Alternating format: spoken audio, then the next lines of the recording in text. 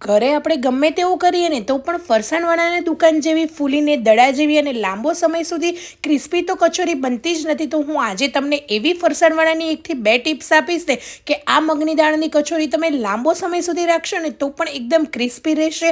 અને કચોરીને કેવી રીતે તળવી, કચોરીનો મસાલો કેવી રીતે બનાવવો અને તેલની અંદર જરાય ફાટે નહીં, ખુલી ના જાય એટલી મસ્ત મજાની ખસ્તા બનશે. રિઝલ્ટ તમારી સામે છે, તમે જોઈ શકો છો કેટલી ખસ્તા અને એકદમ ક્રિસ્પી બનીને તૈયાર થઈ ગઈ છે. તો ચાલો રેસીપી શરૂ કરીએ.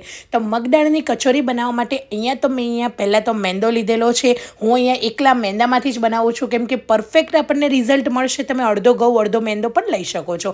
હવે અહીંયા આપણે સ્વાદ પ્રમાણે મીઠું એડ કરી દઈશું અને અડધી ચમચી જેટલા અજમાને આ રીતે હાથની મદદથી મસળીને એડ કરીશું. અને મેંદાના અંદર હું અહીંયા આ રીતે ઘી એડ કરી રહી છું મોણ માટે. તમે ઘીની જગ્યાએ તેલ લઈ શકો છો પણ ઘી એડ કરવાથી એકદમ ખસ્તા અને સરસ બનશે. 3 મોટી ચમચી ઘી એડ કર્યું છે. હવે બરાબર એને મેંદાને મસળી લઈશું. તો આ રીતે પહેલાં જ્યારે ઘી એડ કરો છો ને ત્યારે મીઠું, અજમો, ઘી બધી જ વસ્તુને સરસ રીતે મેંદાની અંદર મિક્સ કરી દેવાની છે. અને એ પછી થોડું નોર્મલ પાણી એડ કરતા જઈને લોટને બાંધી લઈશું. હવે જ્યારે કચોરી બનાવીએ છીએ ને ત્યારે આ પહેલી ટિપ્સ ખાસ ધ્યાન રાખવાની કે લોટ છે ને એકદમ સોફ્ટ રાખવાનો છે. જો તમે કઠણ લોટ રાખશો ને તો કચોરીની અંદર લોટની અંદર ક્રેક્સ આવી જશે અને તેલની અંદર ખુલી જશે. તમારી કચોરી પણ સારી નહીં બને. એટલે લોટ છે ને એ તમારે થોડો ઢીલો રાખવાનો. તો તમે જોઈ શકો છો મેં આવો લોટ રાખ્યો છે. એકદમ સોફ્ટ લોટ રાખવાનો છે. તો એનાથી કચોરી જલ્દીથી બનશે પણ ખરી અને તમને બનાવવામાં પણ ઇઝી રહેશે. હવે લોટને આ રીતે આપણે મસળી લઈશું. મસળીને એને ઢાંકીને આપણે અડધો કલાકથી 1 કલાક રેસ્ટ આપીશું. તમારી પાસે જેટલો ટાઈમ હોય એ ટાઈમ તમે રાખી શકો પણ એને 15થી 20 મિનિટથી વધારે એને રેસ્ટ આપવાનો. લોટને સાઈડ પર રાખ્યો છે. હવે કચોરીનો એક મસાલો બનાવી લઈશું. તો મિક્સર જારની અંદર અડધી ચમચી આખા મરી અને આ રીતે અહીંયા મેં આખા જીરું લીધું છે. જીરું અને મરી એડ કરી દઈશું. અને અહીંયા મેં 6 નંગ જેટલા આખા લવિંગ લીધા છે એ પણ મિક્સર જારમાં એડ કરી દઈશું. અને આ રીતે 3 થી 4 નાના ટુકડા તજ લઈને એડ કરી દઈશું. હવે કચોરી છે એટલે એનો ફ્લેવર સરસ આવે એના માટે અહીંયા આપણે લીલી તાજી ફ્રેશ વરિયાળી લેવાની છે. તો આ રીતે સૂકી વરિયાળી 1 ચમચી એડ કરીશું અને 1 ચમચી જેટલા આખા સૂકા ધાણા એડ કરી દઈશું. અને અહીંયા મેં 1 સૂકું મરચું લીધું છે અને આ રીતે હાથની મદદથી તોડી દીધું છે. બધા જ મસાલાને એકદમ દાણેદાર પીસવાનો છે, જરાય પાવડર ફાઇન નથી કરવાનો. તમે જોઈ શકો છો આ મસાલાથી જે કચોરીનો ટેસ્ટ છે ને બહુ જ સરસ આવશે. હવે મસાલો બની ગયો છે એને સાઈડ પર રાખીશું. અને અહીંયા મેં મગની દાળ ફોતરા વગરની લીધી છે અડધો કપ જેટલી.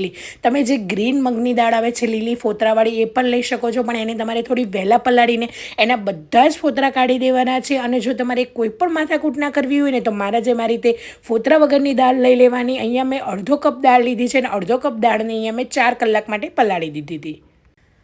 4 કલાકની અંદર દાળ છે ને સરસ રીતે ફૂલીને ડબ્બલ થઈ ગઈ છે અને પલળી પણ ગઈ છે. તો તમે જોઈ શકો છો આ રીતની દાળ હોવી જોઈએ. મગની દાળને સરસ રીતે પલાળી દેવાની છે. દાળ પલળી જાય ને એટલે એનું બધું જ પાણી કાઢીને આપણે નિતારી લઈશું. તો આ રીતે નિતારેલી દાળને હવે આપણે મિક્સર જારમાં એડ કરી દઈશું.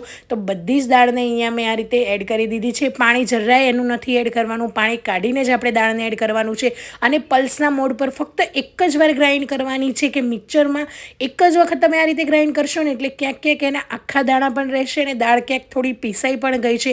અને તમે ના ગ્રાઇન્ડ કરો ને તો પણ ચાલશે. તો આ રીતે જો તમને ફાવે, તમને ગમતી હોય તો થોડી એવી પીસીને પણ તમે રાખી શકો. મેં અહીંયા ફરસાણવાળાની સ્ટાઇલ બનાવી છે એટલે આ રીતે થોડી અચકચરી ગ્રાઇન્ડ કરી છે. હવે કડાઈની અંદર 2 ચમચી તેલ એડ કરીશું, અડધી ચમચી હિંગ, 1 મોટી ચમચી જેટલો બેસન એડ કરીશું. ગેસની ફ્લેમ લો કરી લઈશું ને એની અંદર આપણે હળદર પાવડર એડ કરીશું. હવે બેસનને આપણે છે ને થોડું એવું અહીંયા સાતળી લઈશું તેલની અંદર જેથી બેસન કાચું ના રહે મસાલામાં અને બેસન ચડી પણ જશે. તો આ રીતે અહીંયા તમે તેલની અંદર બેસન એડ કરી શકો છો. અને જો તમારી પાસે શેકેલી કોઈ પણ બેસન હોય પડ્યો હોય ઘરમાં, જો તમે ભરેલા શાક માટે રાખતા હોય તો એ શેકેલો બેસન એડ કરી શકો છો. અને આની અંદર જો તમારે બેસન ના એડ કરવું હોય તો તમારી પાસે કોઈ પણ ગાંઠિયા કે સેવ પડી હોય જે બેસનમાંથી બનેલી હોય ને એને પણ તમે ખાંડીને કે મિક્સર જારની અંદર પાવડર કરીને એડ કરી શકો છો. પણ બેસન એડ કરવાથી જે કચોરીનો ટેસ્ટ છે ને બહાર ફરસાણવાળા જેવો જ આવશે અને સરસ લાગશે. ફાસ્ટ ગેસ કરી લેવાની છે આ રીતે અને કન્ટિન્યુઅસ 1 થી 2 સેકન્ડ હલાવી લઈશું. અને પછી જે પીસેલી તળેલી મગની દાળ હતી એ બધી જ આપણે એડ કરી દેવાની છે. તો આ રીતે દાળ એડ કરો ને ત્યારે ગેસ તમારે ધીમો કરી દેવાનો છે, ને ત્યાં દાળ છે ને નીચે તળીએ બેસવા લાગશે. એટલે મેં અહીંયા નોનસ્ટિક પેન લીધી છે. તમે નોનસ્ટિકની જગ્યાએ જાડા તળિયાવાળું કોઈ પણ વાસણ લઈ શકો, અને નોનસ્ટિક હોય તો એ જ તમારે લેવાનું. એનાથી દાળ જલ્દી કૂક કરવામાં ઇઝી રહે અને દાળ છે ને નીચે તળીએ ચોટશે પણ નહીં.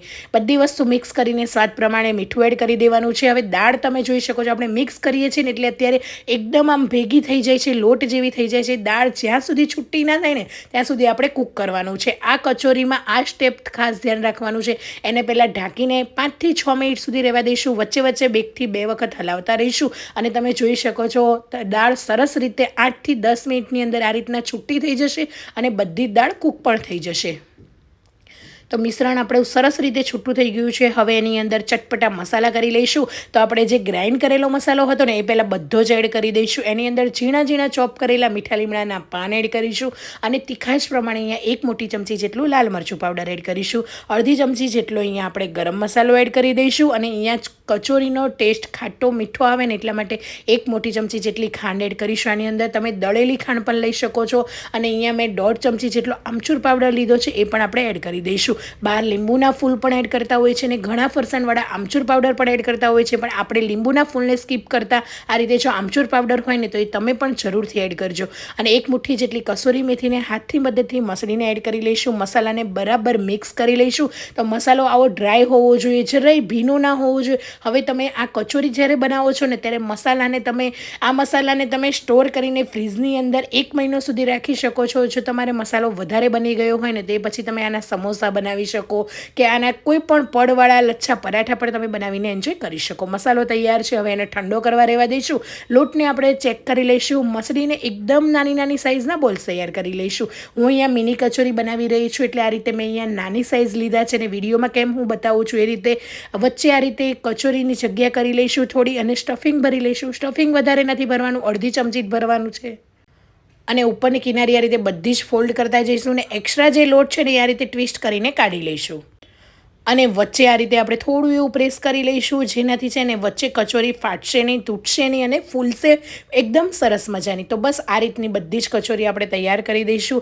તમે આની આ જ રીતે આ જ મેથડથી મોટી કચોરી પણ બનાવી શકો છો, પણ આવી નાની નાની હોય ને ક્યાંય પણ તમારે ટ્રાવેલિંગમાં લઈ જવી હોય તો પણ ખાવાની મજા આવશે. જ્યારે તમે કચોરી બનાવો ત્યારે રીતે સાઈડનું પડ પતલું રાખવાનું અને વચ્ચેનું થોડું જાડું રાખવાનું અને આ રીતે મસાલાને થોડું એવું ઉપર એડ કરી દેવાનું અને પછી સરસ રીતે ઉપરની બધી જ કિનારી ભેગી કરી લઈશું. અને તમે જોઈ શકો છો એકદમ ઇઝી છે. તમે 1-2 કચોરી વાળશો ને એટલે તમને એટલી સ્પીડ આવી જશે, તમે ઝટપટ બનાવીને ઢગલાબંધ કચોરી તૈયાર કરી દેશો.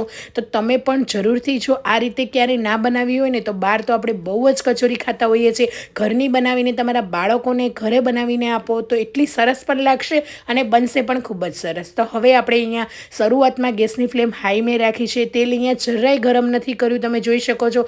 તરત જ ગેસ ચાલુ કરી દેવાનો છે અને તેલમાં ક્યાંક બબલ્સ થવા લાગે ને એટલે કડાઈમાં સમય એટલી બધી કચોરી એડ કરી દેવાની છે. અને મીડિયમ ગેસની ફ્લેમ પર કે એકદમ લો ગેસની ફ્લેમ પર બધી ફૂલીને ઉપર આવી જાય ને એ પછી એને ચમચીની મદદથી હળવા હાથે પલટાવવાની છે અને ઝારાની મદદ પલટાવવાની ઉતાવળ નથી કરવાની. એટલે આ રીતે હળવા હાથે ચમચીની મદદથી પલટાવી લઈશું. અને શરૂઆતમાં મેં કીધું એ રીતે જ્યારે તમે કચોરી બનાવો છો ત્યારે ગેસની ફ્લેમ લો કરી દેવાની. કચોરી બંને સાઈડ તમારી કૂક થવા લાગે ને તમને એવું લાગે બંને ક્રિસ્પી થઈ ગયું છે ત્યારે ગેસની ફ્લેમ હાઈ કરીને આ રીતના એવો કલર આવે ને ત્યાં સુધી રહેવા દેવાની. એક કચોરીને 2 જ તળાતા તમને લગભગ 15 થી 18 મિનિટનો ટાઈમ લાગશે. તો તમે ગેસની ફ્લેમ હાઈ કરી લીધી ને તો કચોરી તમારી બહારથી કડક અંદરથી ઢીલી રહેશે, એટલે આ વાતનું ખાસ ધ્યાન રાખીશું. તો મસ્ત મજાની એકદમ ક્રિસ્પી ફૂલીને દડા જેવી આપણી મિની કચોરી તૈયાર છે. એક પણ કચોરી ફાટી કે તૂટી નથી. રિઝલ્ટ તમારી સામે છે, તમે જોઈ શકો છો. અને તળેલા મરચાં, ડુંગળી, કચોરીની ચટણીઓ સાથે મસ્ત મજાની સર્વ કરીશું. ને આવા વરસાદી વાતાવરણમાં તો આવું તળેલું ક્રિસ્પી કંઈક ચટપટ્યું મળી જાય ને તો બધાને બહુ જ ભાવતું હોય છે. તો તમે પણ જો ઘરે આ રીતે હોય ને તો ઘરે જો ક્યારેય ના બનાવી હોય તો જરૂરથી તમે પણ ટ્રાય કરજો. અને ચટપટી ચટણીઓ સાથે તમારા ઘરમાં બધાને ખવડાવજો, બધાને બહુ જ ભાવશે અને તમારા ઘરમાં પણ બધા વખાણ કરશે. અને કેવી લાગી આજની રેસીપી મને કમેન્ટ કરવાનું ભૂલતા નહીં. આવજો.